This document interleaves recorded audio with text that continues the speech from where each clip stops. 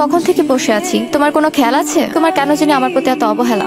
ফালতু কথা বললো না, তোমার সব ন্যাকামি আমার একদম পছন্দ না। তোমাকে আমি জোর করে এই সম্পর্কে রাখিনি। থাকতে ইচ্ছে হলে থাকো, নাইলে নিজের রাস্তা মাপো। এটাই তো চাও তুমি, যেন আমি তোমার জীবনে না থাকি। তাহলে তো তোমার সুবিধা হয়, নতুন করে স্বাদ নিতে পারো। তোরা আমি আমার চোখের সামনে দেখতে চাই না। অনেক সহ্য করছি, বেহায়া বেশরম, তোর চোখের সামনে থেকে যা। আর কখনো আমার চোখের সামনে আসবি না। তোর মতো মেয়ের সাথে আমি আর সম্পর্ক রাখবো না।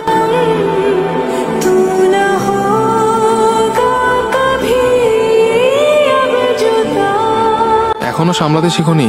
চাইলেই মানুষ প্রিয় জিনিস সামনে রাখতে পারে না। একটা প্রশ্ন করতে চাই, কেমন আছো সকাল? ভালো আছি। বেঁচে থাকার তাগিদে আমাদের ভালো থাকতে হয়। আমি কি তোমার কাছে কিছু মুহূর্ত পেতে পারি? এই আবদারটুকু ফিরে দেওয়ার সাধ্য আমার নেই। তাহলে চলো আজ কিছুটা পথ একসাথে হাঁটি। আগে তো এতটা যত্নশীল প্রেমিক ছিলে না। সময় মানুষকে বদলে দেয়। সত্য সহজ সুন্দরকে কেন গ্রহণ করতে পারো না? আমারও সময় শেষ হয়ে এসেছে, বিদায় নেওয়ার পালা। আর কিছুক্ষণ থেকে গেলে হয় না? আমি তো থাকতে চেয়েছিলাম, কই পারলে না তো। এবার না হয় শেষবারের মতো হাসি মুখে বিদায় জানাও। তোমায় এগিয়ে দিই। বাহ, তুই আসলে একটা পুরুষ। এত বকবক করিস না তো। তোকে আর বিরক্ত হতে হবে না। বিরক্ত হবি কিভাবে? যে তোর বিরক্তির কারণ, সে তো তোকে মুক্তি দিয়ে ওপারে চলে গিয়েছে।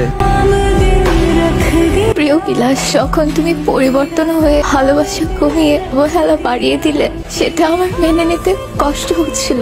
তোমার কাছে সুখী হতে চেয়েছিলাম। ভালো থেকো, এটি তোমার সকাল।